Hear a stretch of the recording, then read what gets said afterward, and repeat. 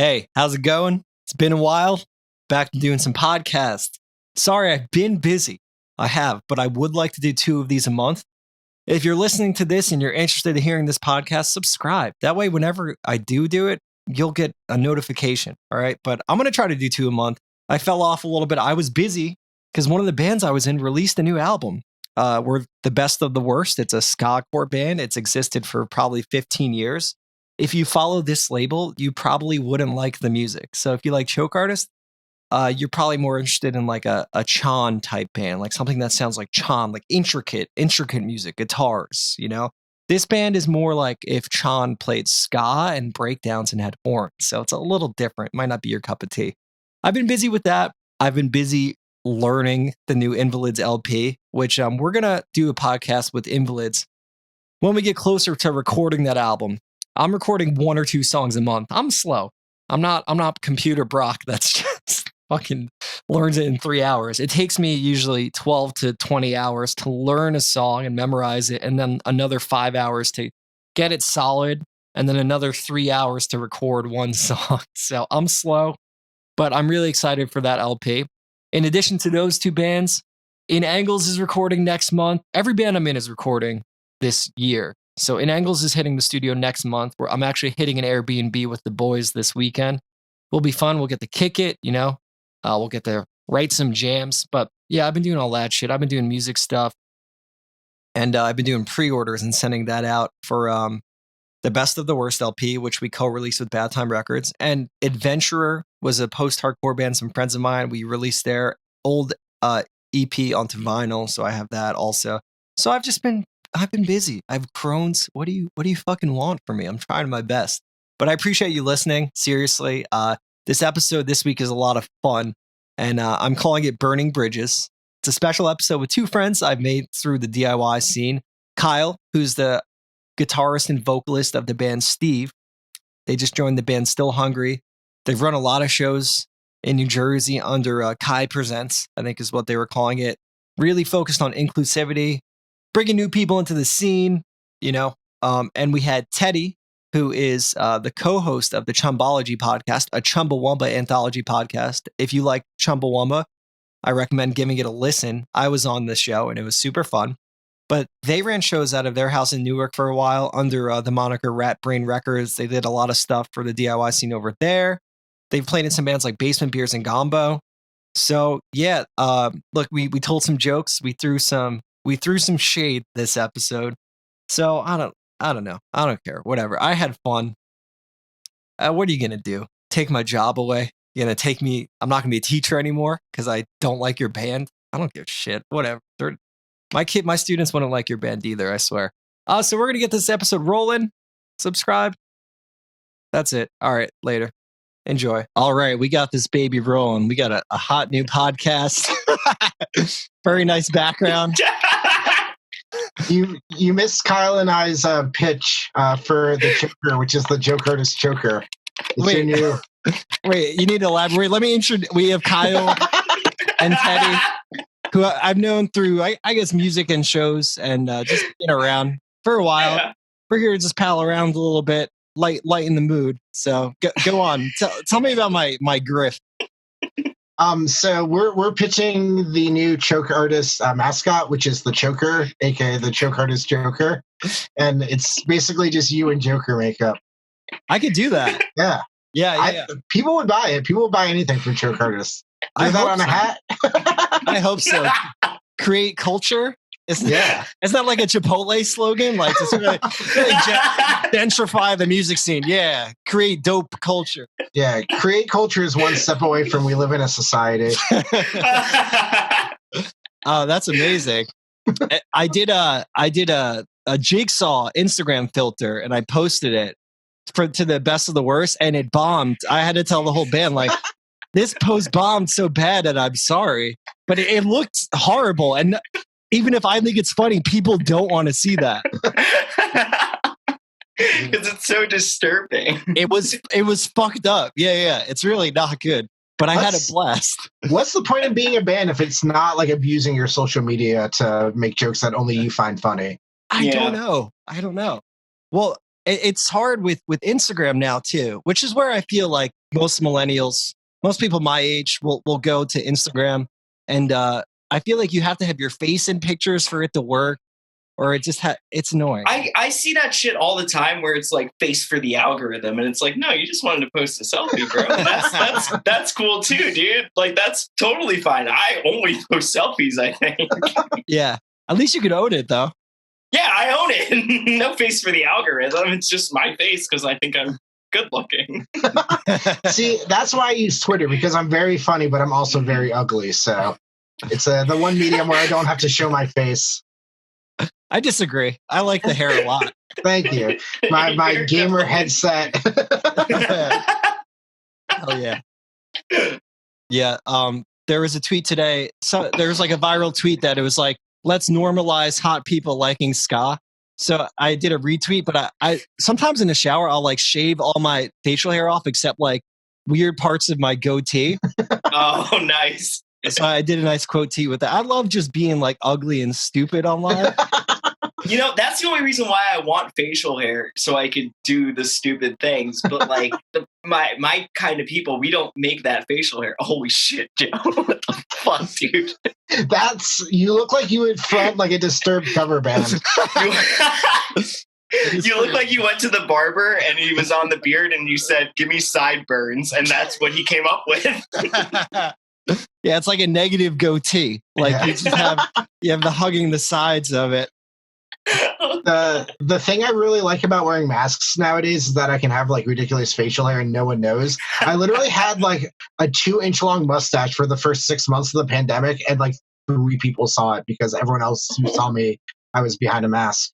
Yeah. So, no one knows the real me. Is what I'm trying to say. It's very Joker. Yeah.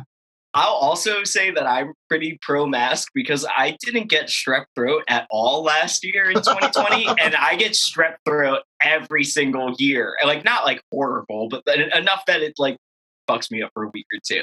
But I didn't get it at all last year. So it's almost like wearing something that protects my germs from other people's germs actually does something. Yeah. Like, it was nice.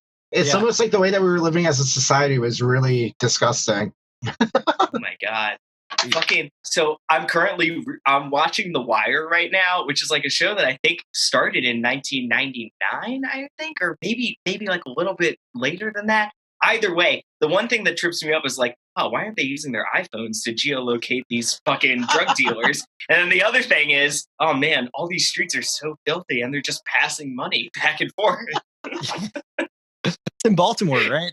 Yeah, Baltimore. Yeah, so many people have recommended it to me, that show. I haven't watched it, but it's on my list, I guess.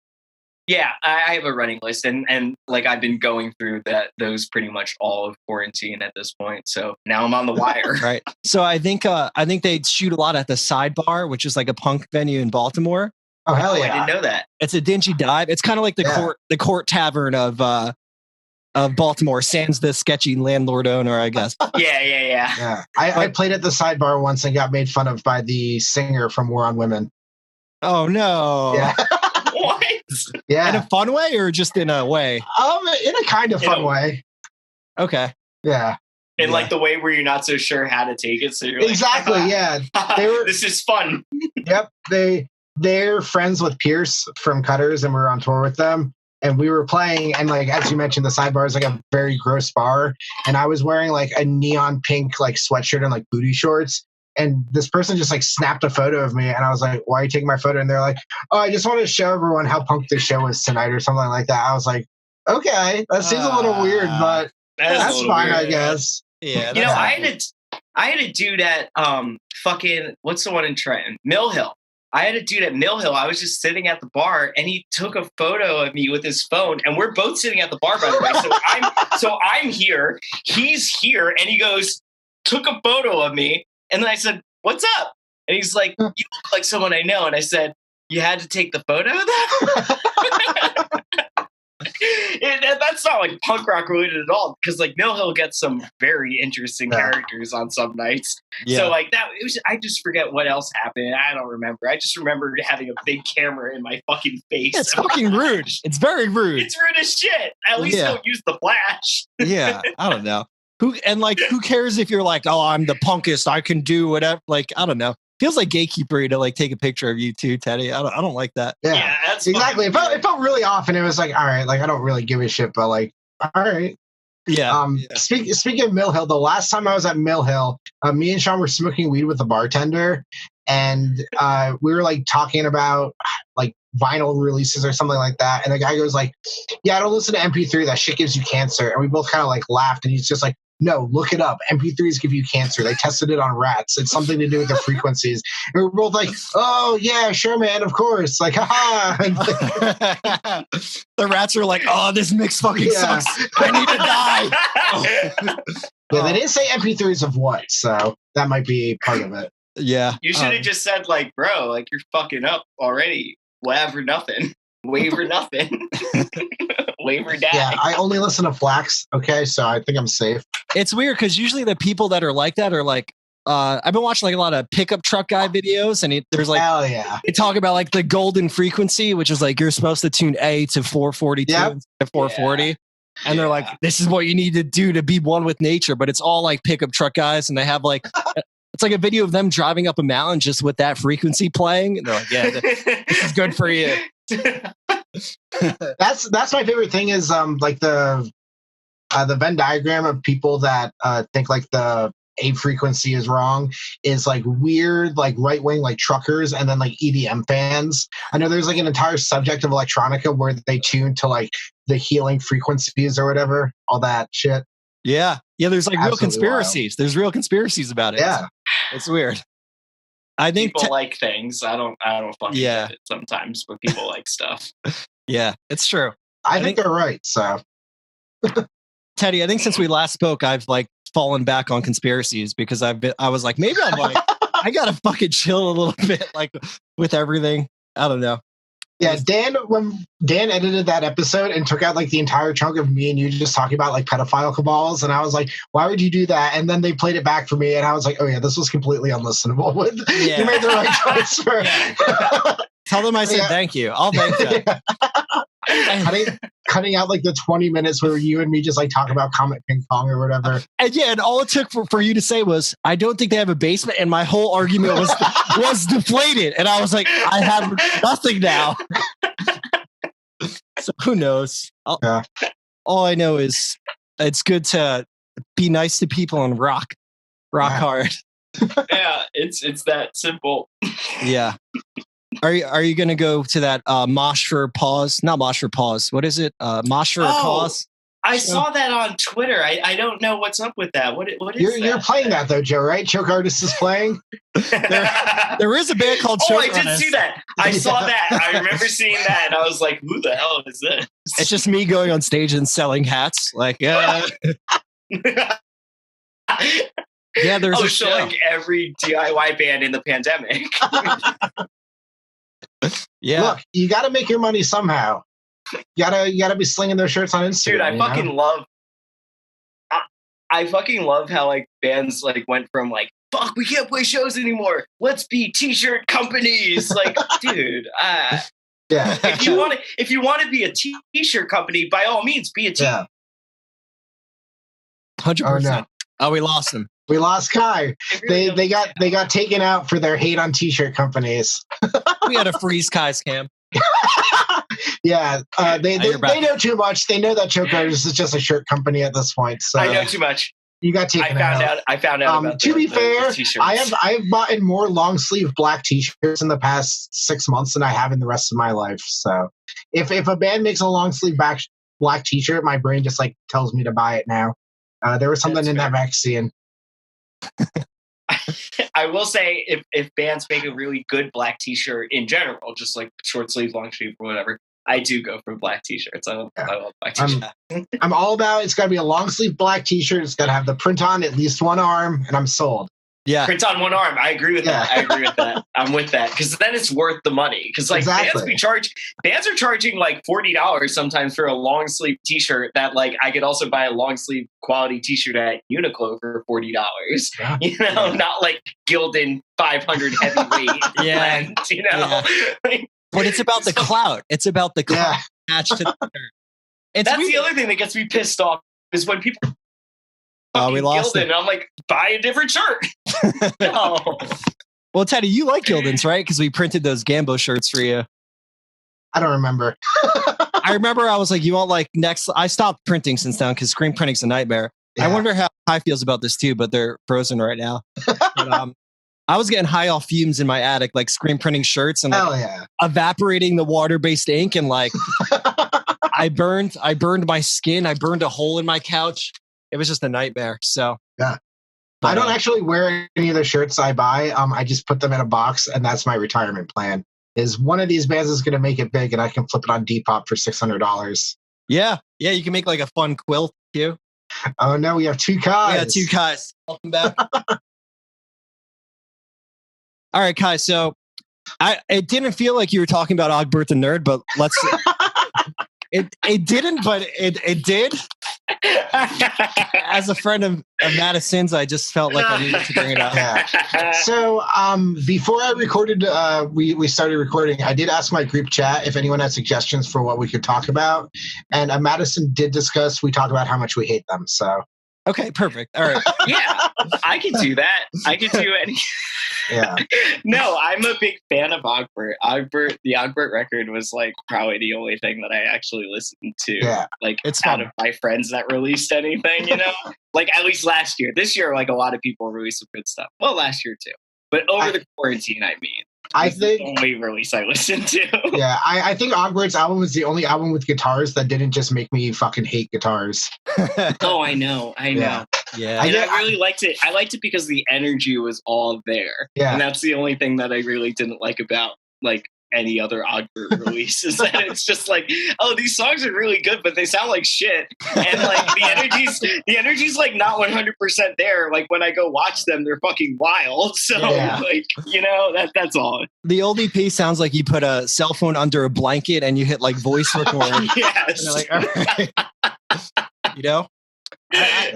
I might be coming off as an audiophile, and I do apologize. Yeah. No, I think that there's art in having a shitty sounding record, and I think there's also art in having a really good sounding record. So it really does depend on like where you are. Like at the time when Ogbert only had two things out, it made a lot of sense that they sounded like shit.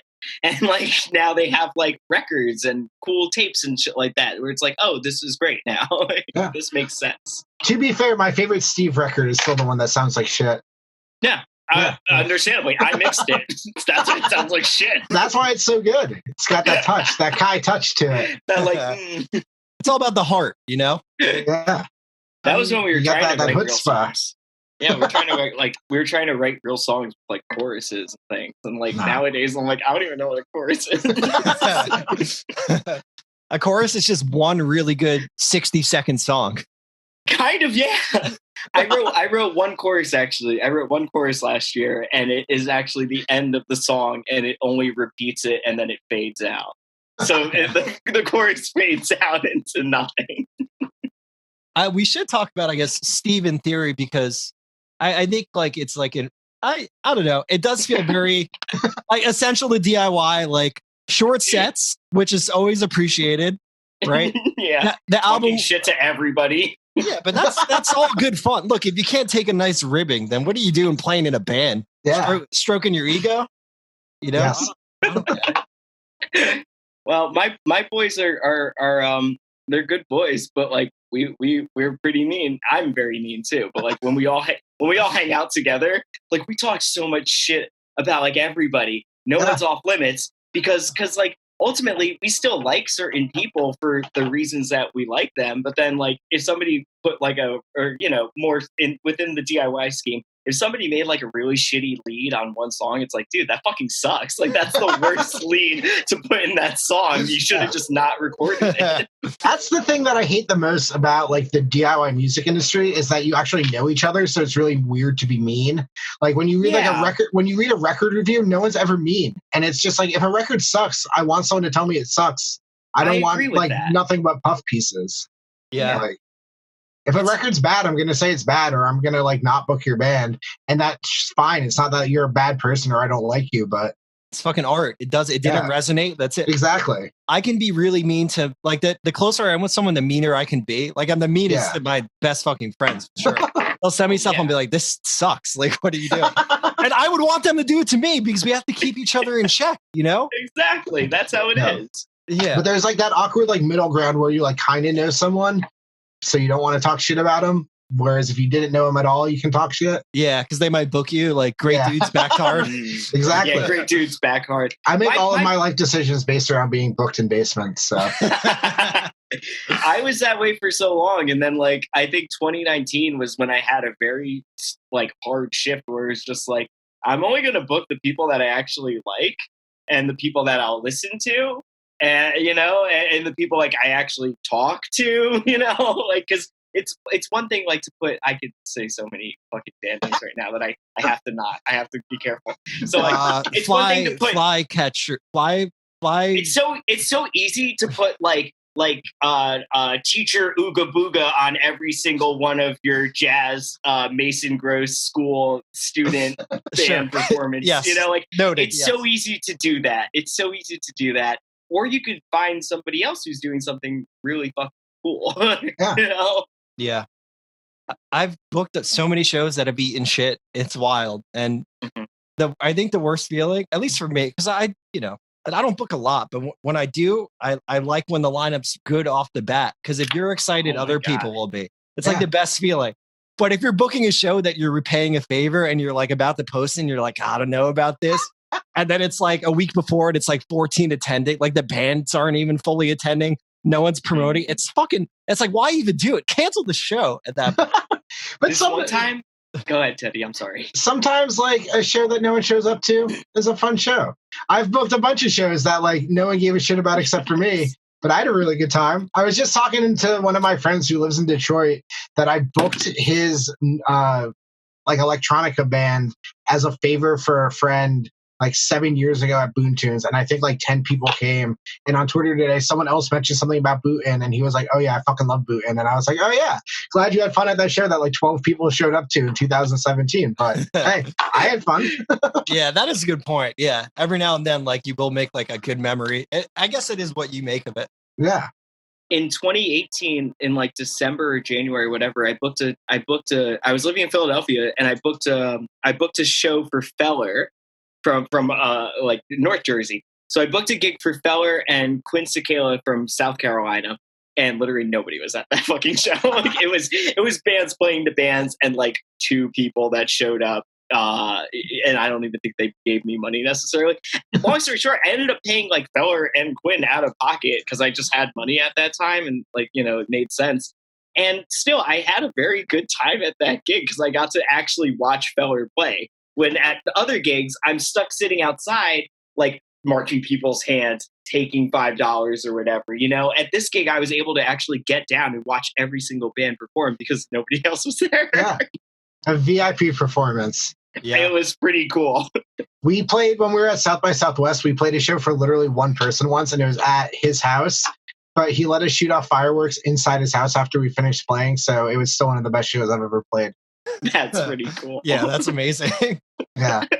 Like if you book my band and no one shows up, but you let me shoot off fireworks, that's fine. That's a good trade-off. Yeah. That's good enough, I guess.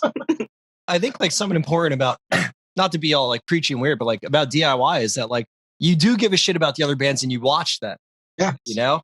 Because that's how you like just make relationships. And not for getting ahead or getting a favor, but just you're there for music. You're like, you like music, so yeah, you're there, you know? We wouldn't know each other. Yeah. Yeah, none of us would know each other. People that still go out to gigs. I have so much respect for the people that will like just go to a show even if they're not playing. Bobby Mahoney from East Brunswick is probably the most punk rock motherfucker, and that dude plays like rock Americana music on like shore stages and shit like that. But like literally, Bobby, I'll see it like 6 shows in a month. You know, and like that's fucking cool. And it's not even shows I'm playing, or you know, he just goes to the gigs because he likes music. Yeah. Bobby gets a huge shout out because we've never met, but we follow each other on Twitter. And when he was supposed to open for Hoobastank, I asked him if he could guest list me, and he told me that he didn't get any guest list spots, but he would pay for my ticket so I could go see Hoobastank. Oh, sick. And I was like, we've literally never met. And that's the nicest thing that anyone has ever done for me for a joke. And I was like, I told him, I was like, I'll pay for it. I'll come see y'all. And then the show got canceled for some reason. Probably who was think being fucking pretentious, but that's awesome. I think I know them. They actually asked about coming on the pod a while ago. Maybe I've never met them, but they like reached out. Yeah. But that's so sick that they're just like down to fucking go to shows, you know? Yeah. Bobby's the most punk rock motherfucker, and I'll say that to the day I die. And again, he does play like very rock and roll music, but still so fucking punk rock. That kid is the best. Oh God. Love Bobby. Yeah. People like that are so vital to shit. Like just definitely. You know, I think you get disillusioned and you forget what it's about. You know, like go music and shows. And I think like, especially now that time has passed, it's like, I just miss, I went to like a taco place and there was a DJ and I was excited. Me and my girlfriend were like, whoa, did you hear he put air horns on that second verse of It Wasn't Me by Shaggy? And then I was like, oh, he cut after the second chorus. That's a smart move. You don't need to hear the third verse of It Wasn't Me. Like we were just engaged in this fucking DJ playing. It was awesome. Dude, I was in Princeton. One time by like where that square is at over the summer, like last summer. And there was like a dad rock band playing out there. And I made my girlfriend stand there with ice cream, and we watched the dad rock band play like, you know, Sweet Home Alabama or whatever. And I was like, fuck yeah, nail that. It was so good. So good. Yeah. I think the only live music I've seen since the quarantine began is I was in Center City, Philadelphia, and there was a person playing like old school like rock hits on tuba in one of the parks. And the same thing is I sat there and I watched them for like 10 minutes because I was like, damn, this is how low I've gone that I'm willing to watch someone play tuba in a park. Like, yeah, please, Dr. Fauci, let me sweat in a basement again. Mm. Yeah, when do you think it's going to happen? When do you think we'd actually be able to do it? I don't think for another year. Yeah, February, probably, safely. Yeah, next February, I'm thinking. I think it depends on how actually good this Johnson & Johnson vaccine is, because if they can roll it out as fast as they say they can, and we can actually get everyone vaccinated, I'd say like maybe like the early fall. But yeah. I heard that they're still trying to plan a way to make Fest in Florida happen, but I can't see it. Yeah. They're talking about like bands being like having like paperwork for vaccines if you're traveling abroad. I don't know. It's one of those things where like I think shows are gonna start happening. Like, a band played at Chamber 43. Yeah, a butt rock band. Shows are already happening. Like I know people that have played shows during the pandemic. I know people who pretend they haven't played shows during the pandemic for clout, but lie about playing shows. I know people who drove out to Chicago to go play Audio Tree during the pandemic. So you know, like So I think that we're going to see it kind of like ease in where people will start doing it before it's safe. And then there's going to be a point where even like you and I will have to be like, all right, well, fuck it. Everyone else is doing it and I'm vaccinated. So like, fuck it. Yeah. Like, I think I'm going to be the same way. Like, you know, not that I'm itching to do anything necessarily at this moment. Yeah. But I can sort of like feel in my bones that there's going to be at some point where it's like, I got to do what like I've done before, or at least like one more time. You know, I need one more. Especially when it becomes like the norm, even if it's like not safe. If I'm vaccinated and everyone else is putting themselves at risk, I'm going to be like, all right, whatever. Like, yeah. There's only so much we can do about this because it was literally fucking handed to us like this. So. Yeah. Maybe then at that rate, November, December, we'll see smaller shows popping up. Yeah. No matter what, I feel like I'm going to mask up at shows just because like, me too. It's being surrounded by people in a basement sounds disgusting to me now. Yeah. Like I still crave it in a way, in like a dirty, perverted way. But at the same time, it's just like, I would love to never have a human being sweat on me again without my consent. Like, I would love to never have someone spit beer on me from a show. Like handshakes are gross to me now. They just seem stupid. And it's like, why am I even doing this? I don't know. I always thought handshakes were kind of a little weird to begin with, but I like the foot bump thing everyone does. I like the foot bump too. I like the elbows. Soccer. Yeah, elbows is fun because like your hands are fucking dirty all the time. If you think about that, definitely. My job's been pretty stupid, because it's like band and orchestra. Do you have like the little tents? Like, No. I saw that going around online. No, but I've been mostly virtual, and I'm starting to see kids in person, but like not wins yet. But they're talking about getting like bell covers, but you can't play saxophone, right? Because there's like holes in it. So I mean, technically speaking, air could leak out of the sides. Your clarinet is the same way. But at chamber, they had a saxophonist just fucking blow it away, like on the top. I guess the new chamber 43, they have a patio, and I was like, that's just so many gerbs, like just you're shooting air, just spraying. So you're watching this dude play like a really great solo, but all you see are like acid trip lines of germs coming out of the sides.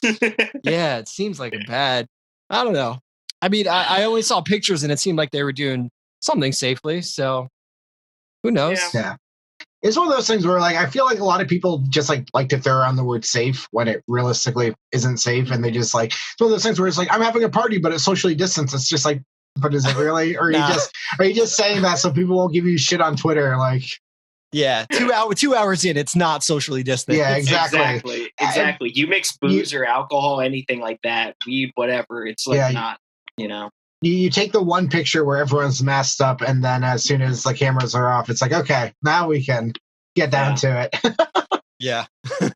This past week, I played with another band called Still Hungry, and so we had like they wanted to do sort of like a live stream thing, but it was like recorded stream and all that.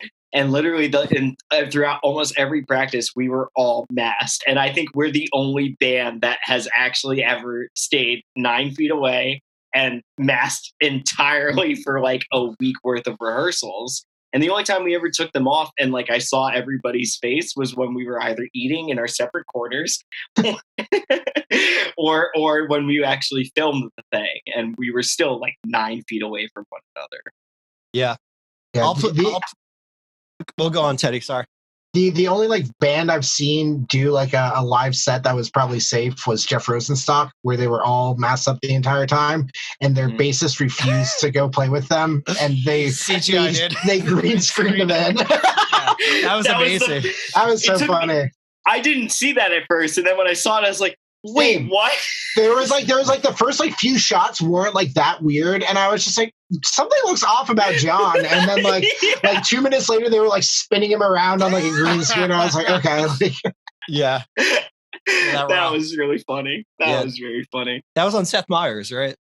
They did one song on Seth Meyers, but then since everyone else in the band was in California except for John, they did like a full live set on YouTube. Oh, cool. Wow. Nice. I got to watch that. I got to check that out. It's fun. It's pretty tight. I don't love a lot of like late game Jeff Rosenstock stuff, but it's still fun to see him do his thing. Yeah, that's me too. I love Bomb. I saw Bomb like 4 times when I was like a young punker, and it blew my fucking mind. But like Jeff, I can't get into. Unfortunately, I like Jeff. I think he's a really nice dude. Probably. he's got a few hits in the late career arc, but it doesn't. I did like the We Cool. I like the We Cool record. I like We that. Cool was good, and there's a song off of his second most recent one called I think it's 9 to 11 or something like that, 11 to 9. It's about like being sad and getting high in the subway, and I'm like, yeah, all right. I listened to No Dream once or twice, and I liked it, and then I never put it on again. But it's one of those things where like everything is put out recently. It's just like I put it on and go, yeah, that sounds like a Jeff record, and then I have no desire to ever listen to it again.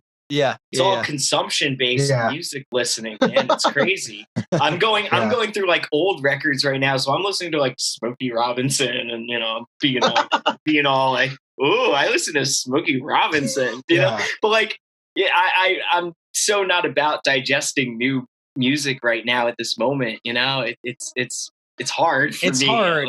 I don't know where to find. I try, like I dig and like online. But I don't know what sites to trust. I will never. I will never trust the alternative. Never ever.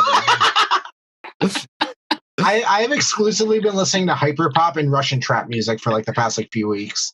Yeah, that seems like a you thing, Teddy. Yeah.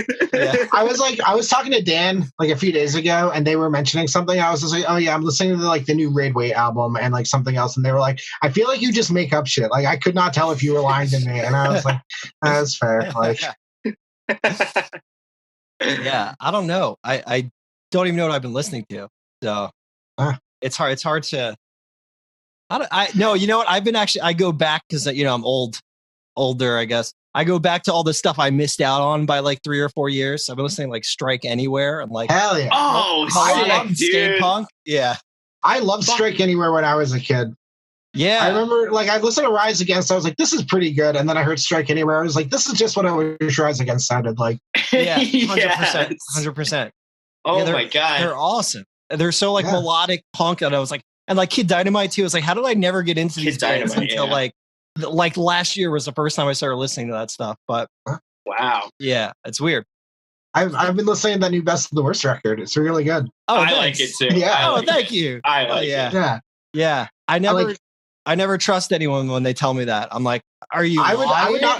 I would not lie to you. If I didn't like it, I would straight up tell you I didn't like it. All right, thanks. I think you can trust Kai and I that we're both mean enough that if this was ingenuous, you could tell. Yeah. and I'll be honest with this one. I think I've only listened to the full thing twice through, so I don't have a full hard opinion on it, other than the fact that like, yeah, okay, I can drive to this and not get bored. Cool. Yeah, try to throw a lot of flash in it. A lot of just like, whoa, what's gonna happen now? I enjoy that because like it's sort of like, well, emo music is so fucking predictable, so I don't listen to emo bands like ever. Yeah. And then, but for some reason, Spotify is only like, yeah, you love Mom Jeans. Oh, you also really like Origami Angel. But I do like that band. I do really like too. Origami Angel. Yeah, I'm wearing an Origami Angel shirt right now. Dude, they're really sick. They're really so fucking sick. They're literally like the only twinkly band that I can like listen to in 2021. Me too. Yeah, they're the things that they do, and it's like a 2-piece, right? Or it's a 2-piece. Yeah, there's 2 of them. Yeah. I saw them live with Joe. That was one of the last good shows I went to before the pandemic. Was down at with Sheem at Clubhouse. Yeah, we didn't play with them, but just Joe and I were both there. Yeah, that was fun. Small tiny room. I remember Elio farted in like the small room. I looked over and he was like, "I'm ripping ass over here." So I mentioned before that I asked the group chat what we should talk about. That was Elio's suggestion, was we should talk about how much we all love Elio. So perfect. We do love Elio's farts. I love Elio. Yeah. Oh man. I feel like my mood every time we've ever played with Gumbo, it's always been a really good time, and especially whenever I see Elio on stage. Something about Elio on stage just makes me really happy every time. He just always looks like he's having a blast, and he's always so nervous for it. You would think hasn't been playing shows for like 15 years. Yeah, holy shit. We played a show with Elio once up at somewhere in fucking Oneonta, the Cop Frat, Metal Frat, something like that. And me and Dan both drank 4 Locos that night, and we're like absolutely like piss ripped. And Elio was completely sober, and Elio fucked up like every like 3 minutes. And it was one of those things where it's just like, you're sober. You're the only one in this band that isn't like blackout drunk. How did we play this badly? Like, and that's what I love about Elio. Is that too nervous? Yeah, he's a nervous little boy. Yeah, back in the alma mater, just you know, he wanted to flex, and we looked so fucking stupid. It was really funny though. Yeah, those shows are fun. He booked Best of the Worst there once for Ska Wars. It was called. Ska Wars? It was a all-day ska show. And it was like maybe 6 years ago. It wasn't that long ago, but so the singer of Catch 22 was headlining, like playing acoustic, and he plays like reggae ska stuff. And he didn't sing on Keys Be Nights. He sang on the later albums. Ryan Eldred, super nice guy, really chill, very off the grid. And like a band playing was covering Catch 22, and they called him on the stage, but it was the song off Keys Be Nights, the album he didn't sing on. And like there's bad blood there. Yeah. You know, the guy who formed Streetlight, like he sang his song, and they called him up like, "Come on down, sing the song." And he was like, I didn't write this one, but okay. Pick it up. Yeah, it was rough. That must be so awkward.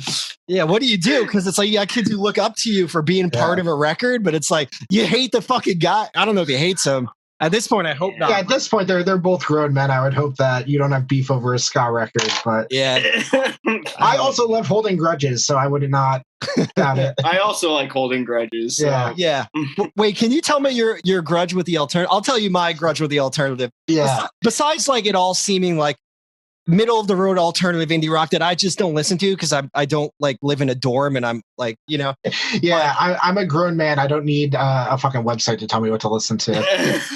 I wish there was, but I can't find one. But what really got me was they tweeted, and this just made me feel like you're out of touch. But they were like, our challenge is to make ska-core a thing in 2020. And I was like, I've been doing this for 15 years to no one. No one's cared ever. And now you're like making it like a bit or like, I don't know. Don't fetishize me. Ska-core is not a joke, all right? It's a lifestyle. So without naming names, my beef with the alternative is that at this point, this is like this, once again, this is a stupid grudge. If you're listening to this, I don't actually give a shit about any of these things. It's funny to me at this point. But so like 7 years ago at this point, when Bernie Sanders was running for president, they booked a gig to support Bernie Sanders running and booked entirely cishet white dudes on their bill. And it wasn't like it was like a 3 or 4 band bill. It was like a 10 band festival that was all straight white dudes. And a friend of mine, who I will not name, posted on the event and was just like, hey, it's kind of fucked up that you're like running the show for what's probably the most progressive candidate on the bill and booking only cishet white dudes who fall into like this very narrow like music scene. Yep. And their comment got deleted and like they were banned from the event page. And so I posted and I was like, yeah, really said something great about your fucking like show if as soon as you take any sort of criticism from a queer person about the fact that you booked like a non-inclusive lineup, you like delete that and don't want to have a dialogue about it. And meanwhile, while this was happening, as I was on tour, I think we were coming back from South by Southwest. And so one of the people that runs the alternative was like blowing up my phone, trying to message me about it.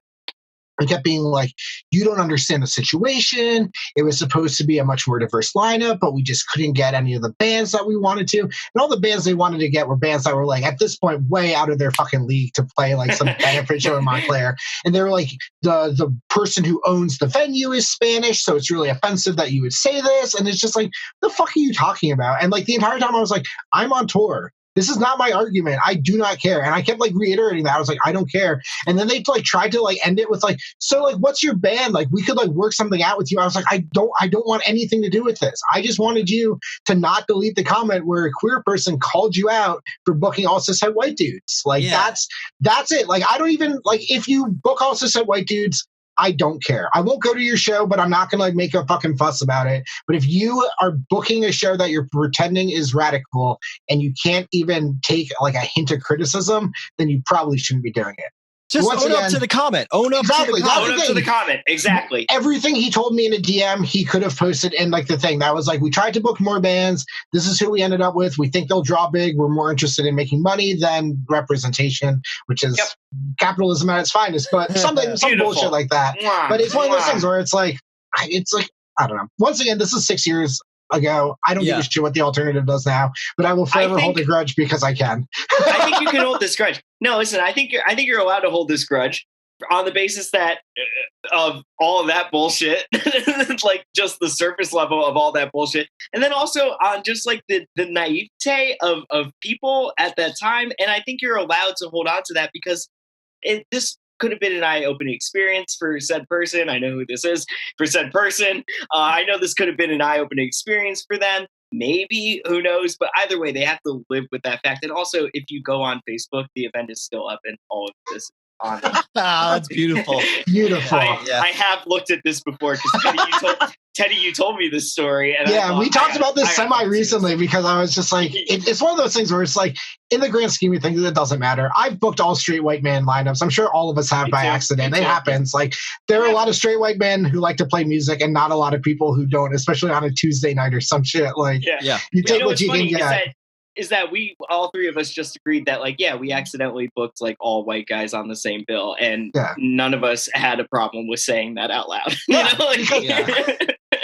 one of those things where I've made this point like especially clear because I think someone tried to call me out for booking a show that was like all like cis white dudes, and I said like the same thing where I was like, it's a Tuesday night and I asked 10 bands and 4 of them said yes. It's like, do you want to play a show on Tuesday night? No one does. But I'm trying to book a goddamn band, book a show for you need that white dude ego to be like, I want to fucking rock. Yeah, I want exactly because only white guys have nothing else to do on a Tuesday night. Exactly. I need someone whose parents are paying their fucking rent so they can play at the Meat Locker at 11 p.m. Yeah. Holy shit. Oh man. Yeah, it's funny. I think it's true to and I think Kai, it's funny we did a podcast about this, but the way you bring more people in that are not white is you book and you get everyone involved, everyone in the mix, you know? I'm like I make it so obvious of what I'm trying to do. And that's the thing that I think a lot of people haven't done in the past is that they're kind of like they're not forward with their intentions while I'll come out of the gate and say like, hey, if you're like black, brown, or any sort of queer, like hit me up, please. You know, like that's kind of it. You know, I'm very open with with the way that I book my things, and a lot of people don't really do that, and that's okay. That's their vibe. That's their vibe. That's well, all right. So if I could push back a little, I've seen people brag about. It's actually at that one NJDIY meeting that I went to that you were with, you and Sophia, and a person I won't say who they were, but they were wearing a fedora, and they were bragging about making friends with minorities. Like I'm really good at bringing them into the scene, and it felt like some weird like tokenizing. And like, you know, obviously, like if your intentions are pure, then they are, and that's it. Yes, you know? yes. No, it's definitely a weird thing to say out loud for sure. Like I don't think I would ever say like, oh yeah, fucking, you know, me and black guys were tight. You know, I don't think I'll say that ever necessarily. Yeah, it had like a Pokemon collector vibe. I didn't like it. Yeah, sounds very Get Out to me. Oh my god. Yeah. Fuck, Teddy, come on. Yeah. I don't know. My whole thing was like, I just wanted to book the shows that I wanted to go to. And since I have a diverse group of friends and listen to a diverse group of like music, then the shows that I booked usually ended up being diverse, both musically and with the people who played it. And if you're not interested in that and those are the shows you booked, that's fine. But then you don't get to complain when no one cares about your shows that are 4 white dudes who could have been in the same band 5 times over. And that's it. And the same thing happens when people like that try and book shows where they try and be diverse, but they do it for the wrong reasons, where they always want like we have like a token woman or a token person of color on the bill so that people will be like, this show isn't racist. There was one black person on it, like shit like that. And it's, I don't know. It feels like a lot of people are doing diversity for the wrong reason, and it comes off as really weird to me. But once again, I am a white person who is like male passing, so I don't have the highest priority in this conversation. Well, I think what Teddy, you're saying, and what Joe was saying before was like Pokemon cards, you know, where it's like, yeah, I got this one, I got this one, I got that one. And sometimes like when I'm looking at a bill that I'm putting together, I'll think like, oh, that I don't know about that. And like, I'll make adjustments accordingly to what I think would be good. But ultimately, like what Teddy said is like, yeah, I know a fuck ton of people. Like I've gone to open mics specifically to look for opening acts. Like I'll go to coffee houses and see like somebody play an acoustic guitar and sing really fucking beautifully and approach them afterwards and be like, hey, you're not white, you want to come play the show? Or I'll be that straightforward with it, where it's like, hey, so like there's like 7 other white guys with acoustic guitars, but like you can come play this gig too. Yeah. We just got too many feelings. It is Pokemon cards. It is a Pokemon card game sometimes. It's just tricky. Yeah. Us white guys love being in the spotlight. We love singing about relationships and breakups. I love wearing those band shoes. Yeah, I know. Yeah. I do too sometimes, you know? Yeah. And that's the beauty of it, is that like, even though I might not look like you, I talk like you, I might talk even more than what you can say. That's, you know, I think that music has no fucking boundaries. Of course. Of like who can say what. Yeah. I think the beautiful thing about being in New Jersey or like even Philly, like just such like diverse areas, is a lot of times like you don't have to try and you'll get kind of mixed bills off the bat. Yes. You know? Yeah. So That's what pisses me off so much in like places like Brunswick, where once again you get teacher Ooga Booga playing a million fucking gigs, and playing like 17. Actually, that's a real name. Never mind him. We can beep it out. We can beep it out. Anyway, yeah, okay. You get all that bullshit that just like plays the same things over and over again. There's like a jam band house at some point. I don't know if you were aware of that, Joe, but like there would be these like jam bands that would play like 40-minute long sets each. And that's all they did. But like, once again, I wasn't talking shit to them necessarily. They're doing their own thing. They're doing their thing. If you want to have like 30 people in a basement and listening to the same drum and bass line over and over again, that's fine. That's totally fine. I love Steely Dan. Yeah. I like Steely Dan. They're great. Yeah. Yeah. I went through a Steely Dan phase during quarantine. Oh, Me too. I'm still in it. All right. Joe, you got to tell me your beef with the alternative now that now that I've gotten myself canceled in New Jersey. It was just the ska core comment. That was really, I'm sorry. That was it? I don't have more. But that's okay. They offended my heritage as a ska kid. Yeah. And I really was not down with like, I know that on the level it seems stupid to get mad about that, but I get it that like there are like entire scenes that have existed, and it's annoying when people try and capitalize on it and pretend that they are the first. They're like, look what I discovered. Look what I found. Look at this. And it's all because Jared, the person who does Ska 2 Network, like gave ska such a fucking huge platform. Like, my God, yeah. Which is great. It's sick. But ska would still be getting clowned on if it wasn't for them making it cool for young people. And like you were saying, they're trying to capitalize and be like, oh, Jared, what if hardcore ska was real? And it's just like, yo, what? Like, yeah. have you like, and it's so funny because person who may have tweeted that may have been growing up in New Jersey at the time that ska-core was a very prevalent and not even genre. like our band, like Folly or like not even your Boss Tones. Folly, exactly. Folly's so important. Yeah.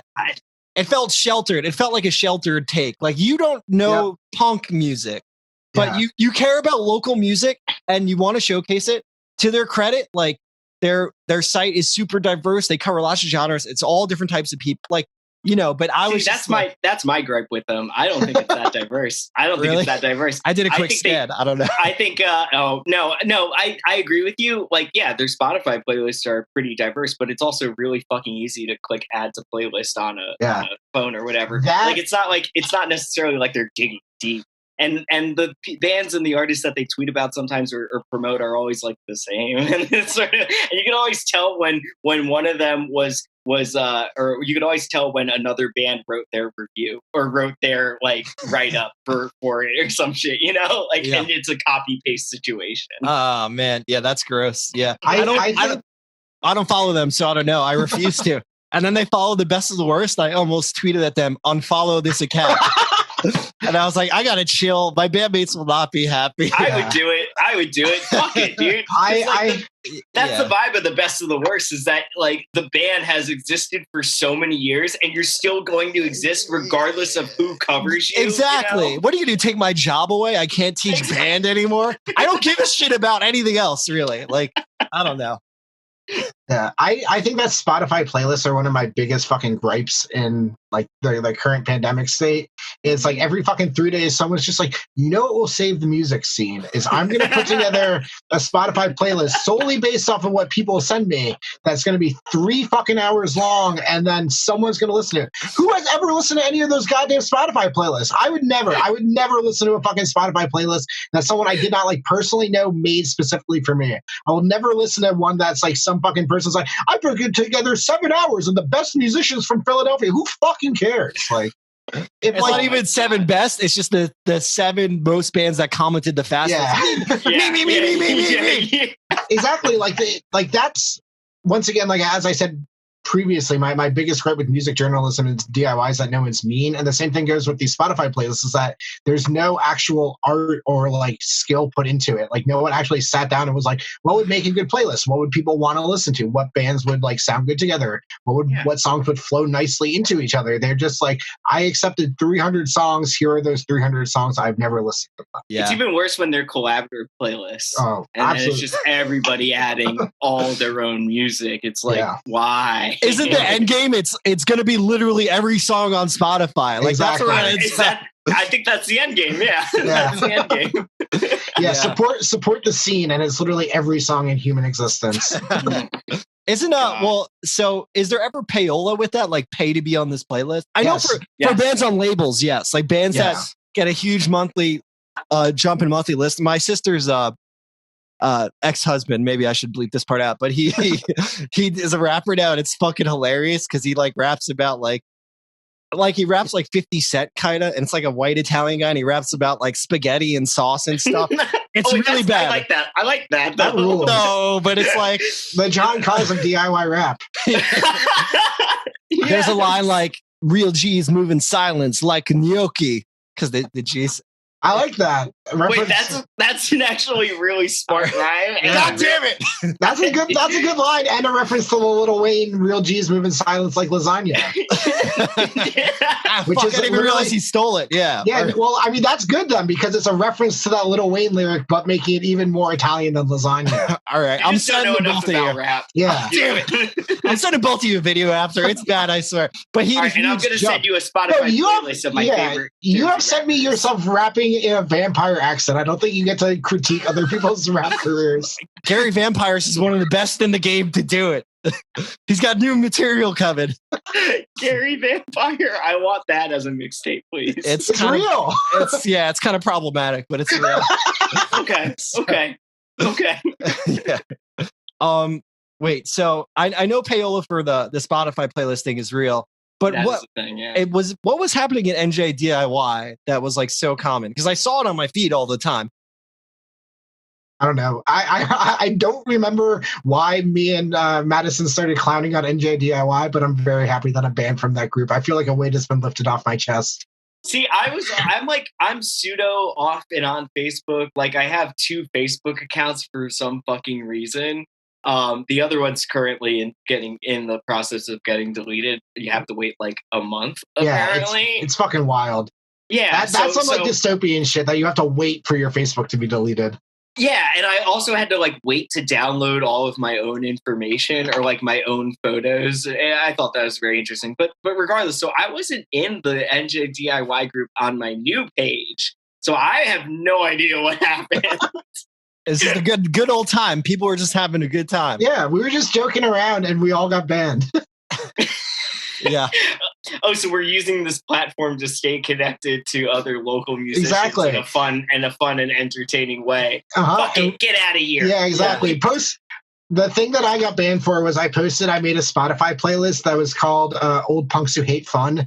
And I posted it and it was like, hey guys, I'm looking for submissions to my new Spotify playlist. And then they kicked me out. Yeah. So I don't know if I was the catalyst because I really credit most of the yeehaw good time to you and Madison, but yeah, it was mostly Madison. Yeah. I made a post like, I'm looking to start a band, need a guitarist, bassist, drummer, keyboard player, lead vocalist. And then like people were responding like, I'm in. And I was like, all right, I'm not in the band. Like, yeah, PayPal me $60. Yeah. But then, I became like Madison should post the guy from 2.5 Men. And then John Cryer. Yeah. That's like, John Cryer's all over the fucking place. Yeah, it was great. It was really funny. But then, you know what? It's like the older punks know what's best for us, and they had to lay down the law. They had to silence us. Yeah, and it's for the New Jersey scene's own good. So they had to say, look, you could only post real playlists and T-shirts on Bandcamp Fridays. Yeah. And you can post the fucking outdoor shows. That's a thing that people have been advertising now in NJDIY, which is fine. God. Yeah, that makes me want to be in the group now. Kaz sent me a screenshot literally like right before we started recording of someone posting being like, I got 3 original band slots left in April for a paid socially distanced gig opportunity. Give me a shout on here or email me. Thank you. So that's what you can do in NJDIY, but God forbid you joke around with your friends about playing fake shows or whatever. You would think that like helps strengthen the scene. I know there's like another Facebook group like shitpost. I forget what it is, but everyone's just having fun. Exactly. No one was being mean. No one was. Yeah, like that was the thing. It was so fun. I think Ross was the first one to get banned because they posted some video of like it was like an edited video where NJDIY was like the bad guy in like a movie scene or something like that. I don't remember exactly what it was. Yeah, that's And, amazing. I'm trying to find the meme that Madison got deleted for. Hold on, let me. The 1984 meme is. Yeah, that was the one I made. I Have love you that seen? one. I think it was originally a Ben Garrison comment. It was like some comment on like whatever bullshit censorship right wingers are complaining about.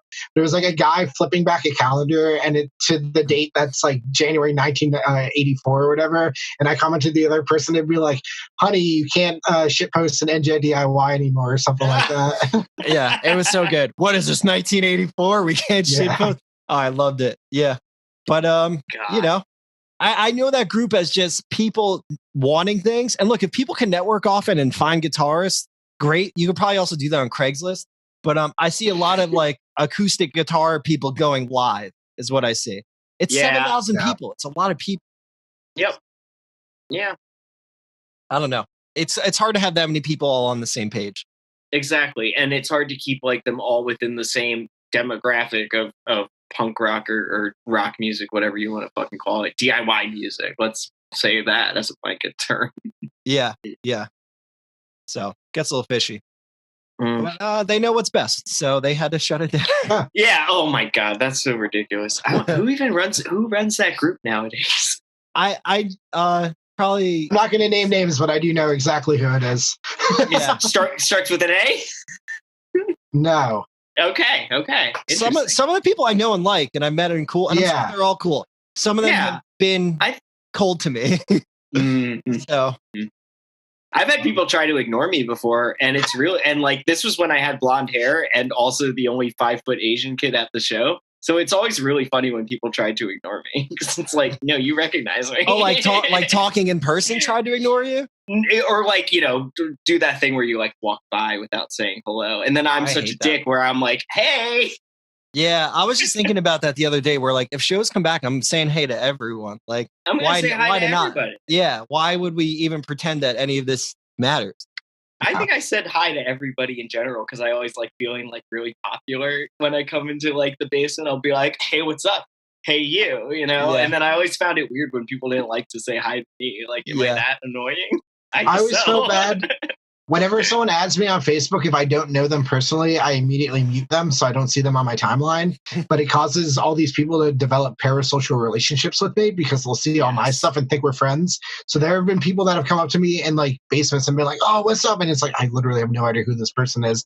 They feel like they know me because they've seen me shitpost for like fucking like 3 years. The worst is when the person doesn't even have like a real profile photo of like themselves. Yeah. So you're kind of like, I don't know if this is black square with red line. Like, I don't know if that's you. Or all these people that have like fake names, which I get not using a real name on Facebook, but it's like, how am I supposed to know who you are? Fake guy. Fake guy. That Facebook got deleted, actually. Oh, no. Did it? Yeah. They asked for a picture of my driver's license because someone reported my fake name and they're like, we need a picture of your driver's license to know your real name. So I sent them a picture of me giving the middle finger. And then every time I try to log in, it's like, your account is under review. But all my shit's been wiped. So I tried to change my name back to Hoobastank on Facebook, and I just sent in a super blurry photo of my driver's license in the hope that some dude getting paid minimum wage in like Indonesia would just be like, "Yeah, fuck it, like, all right," and approve me. But they denied me, so I'm stuck as Teddy. I cannot change my name on Facebook unless I provide legal identification for it. Dang. Yeah. Also, I found the meme that Madison got banned for, and it was a photo of Alan Harper from 2.5 Men, and it just said NJDIY, care for each other's, have fun on it. That's apparently getting kicked out worthy. So, I mean, the people I've run that group are mostly North Jersey, right? Yeah. I know like every single one of the admins, and I think I'm friends with most of them on Facebook, which just makes this so much funnier. I don't care. Like, I'm not mad. Yeah. It's funny. Yeah. The only thing that I am like a little mad about was I was going to post in it to see booking another online gig in like a few weeks, and I need like one more band. I was like, oh, this would be a great time to post an NJDIY, but I fucking can't. Like, the one time you need it during the pandemic. Exactly. Like the one really necessary time. Yeah. Although you could try NJDIY too on Facebook. Well, that's the thing is I posted asking, I was like, can I actually post here or just shit post? And everyone just commented with jokes about it. I was like, all right, maybe I won't actually post here. No, you could. I'll get clowned on for my genuine post. No, I'm sure someone will take you up on it. Yeah, or Craigslist. Or Craigslist. Yeah. Craigslist making a comeback. Yeah. Dude, I love Craigslist. I think Craigslist is the best fucking medium for like communicating with your local people. I think it's a better medium than NJDIY Facebook page. Like I don't the know. amount of things that I go through, and I look at everything in Craigslist. Like I'm in misconnection. Like I'm in all that shit. So I love it. I love it. I used to be a big Craigslist fan, but I've switched over to Facebook Marketplace for the most part because I know that it's not someone for who's buying gonna, things. who's not gonna murder or scam me. Like, Yeah. because I've been scammed on Craigslist or like gone to like meetups for shit that like didn't exist, and it's just like great. I'm glad I drove 20 minutes to sit in a parking lot because someone failed to scam me out of PayPaling them ahead of time. Whereas on Facebook, it's just like I have your fucking photos. I know where you live. Like, you better not fucking try and swipe this fucking laptop from me. Like, Yeah, I got catfished off Craigslist once, actually. What? Yeah, I feel like we're far enough in the podcast where I can tell the story. Because hopefully my administrator wouldn't listen this far in anyway. I don't know, just like a dumb, like horny 19-year-old kid. But it basically, long story short, is I was like FaceTiming with someone, but their camera didn't work, and I got naked. And like I knew it was wrong, but I was like, oh, maybe it's not. Maybe it's real. Yeah, you're on that like seeking suspicion of like this could be a magical moment. Yeah. And that's how I met your mother. Yeah. I had a Facebook girlfriend in like a 7th or 8th grade or whatever. It was same thing where it's like, oh, I'll never meet you, but like, you know, your photo's really cute. You know? Yeah. It's important to be safe on the web, everyone. Yeah. Oh, definitely. don't give out your real address or your name. Stranger danger. Yeah. And if you want to respect law and order, join the NJDIY Facebook group. If you like succinct messages, if you're looking for a band, if you're looking for a playlist to collaborate with. I used to troll that group a little bit, and then I was like, that was the thing, is like I've been trolling NJDIY for like fucking years. Like I looked at like my like post history before I got deleted, and like the last thing I had posted was looking for bands for a pro cop benefit show at a firehouse. And I was just like I've done nothing but shit post in this group and have fun. But apparently no fun allowed anymore. This is NJDIY is the new cops. You heard it here first, folks. Oh my God. Man, I had a fake Facebook page, and I would post, I was like, I made my job that I was a promoter, and I'd post every few months, running an amazing show, hit me up. And I would get like 20 messages, and I would just fuck with people. And then I got a job teaching, and I was like, I gotta chill. So I stopped. That's really funny. I like that idea though, too. Like, hit my line, hit my line. Well, because good shows. It feels like people always, and I'm not in the group really enough to know. It feels like people always want to take. Like people always want opportunity for them. Yes. And rarely are people giving something altruistically. Like, true. That's DIY in a nutshell. Yeah. We're all, this is the thing that I've been like racking in my brain for the past year.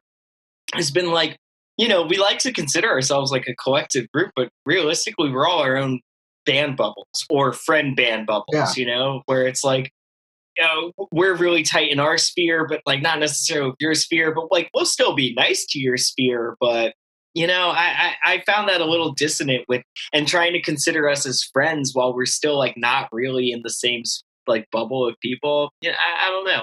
Weirded me out. Hence why I changed it and made a new Facebook with people that I actually know in real life.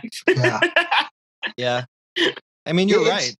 It's weird when it gets to the point where you're like, oh, so many of my relationships are just like parasocial dudes trying to hit me up for like clout or whatever. Yeah. People want something, Yeah.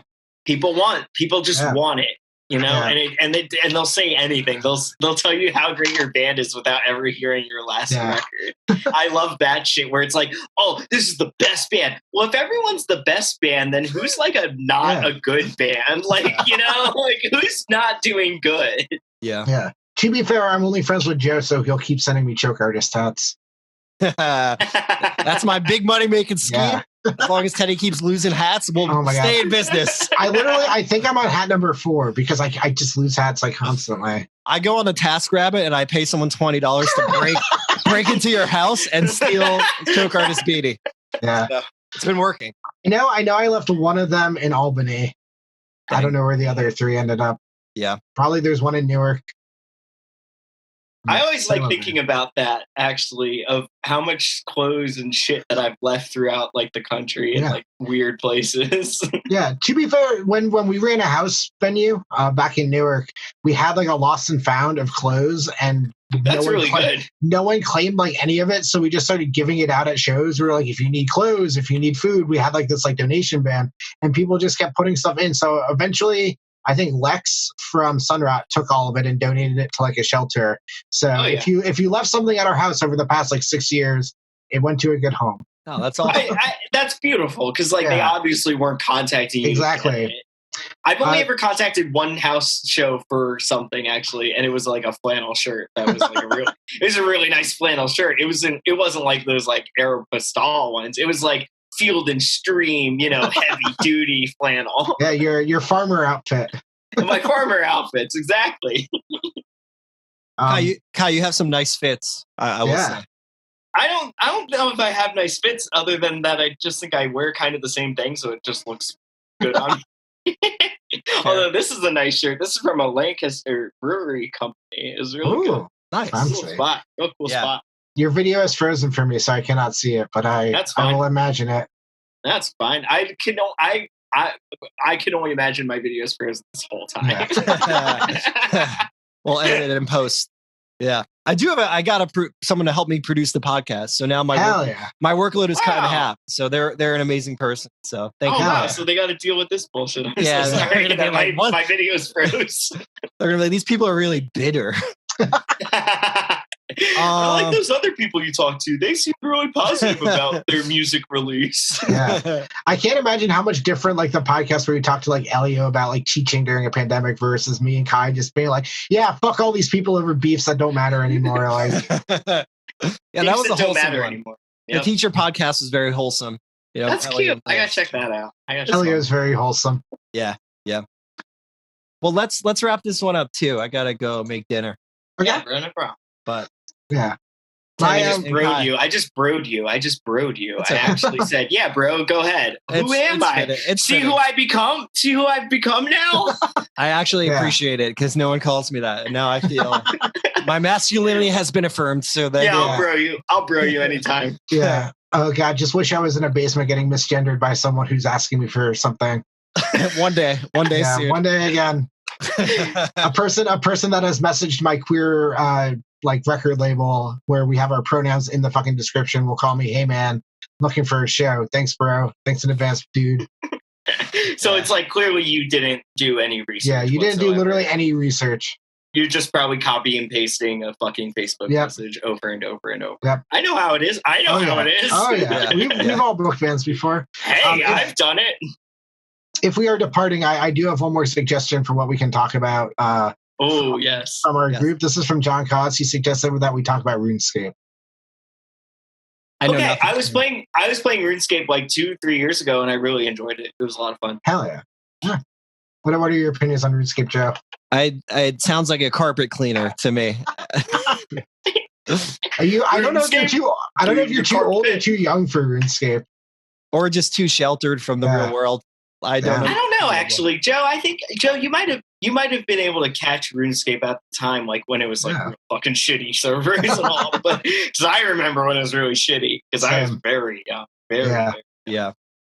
Well, I remember being on RuneScape and having some like random dude be like, "You don't get any pussy yet?" Like, and it's probably and it's definitely like some fucking like 17-year-old or like nobody over the age of 18 at least.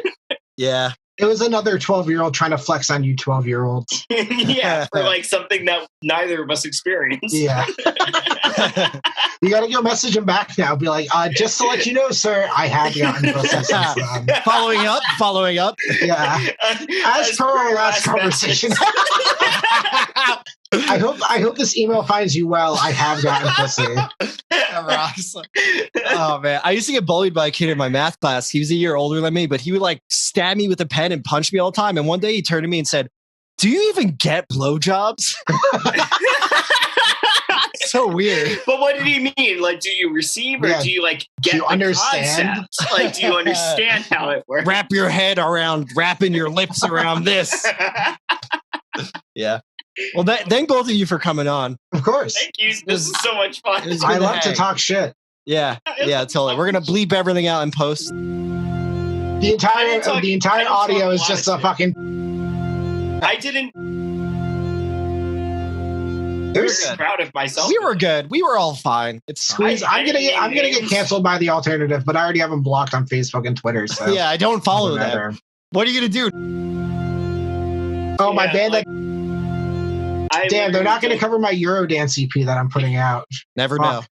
Yeah. I literally don't give a fuck about what anyone thinks about me. So Yeah, that's the thing. Like, Yeah. I don't want to sound like I'm jealous or bitter. It's just I don't care, and it's not relevant to me. Yeah. What they, that's it too. Like I don't think I'm a jaded punk. I just don't fucking care what anyone thinks about me. You're more you know? honest, yeah, and you're confident in yourself. Yeah. I think I get jaded sometimes when I hear other people talk about punk, but like ultimately it's like I don't care what you're doing. I kind of care about what I'm doing, and I don't care if you like what I'm doing. Yeah. Yeah. I get pussy, so I don't care what anyone thinks about me. I get pussy. I'm fine.